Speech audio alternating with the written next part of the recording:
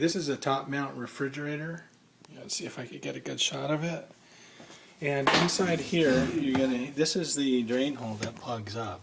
What happens is water builds up in there and it freezes, and then what happens is when that freezes, the water overflows and gets right inside of here and goes into the refrigerator.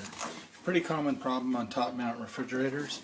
What you want to have is you want to have a good sprayer, you want to have a light, and you want to keep spraying down that hole till it clears. Now there's another good trick to this that will stop this from happening. You'll have to visit my web page on the bottom of this YouTube video, and I'll give you instructions on how to make that little heater to go down in there to prevent it from happening again. Thank you. Bye.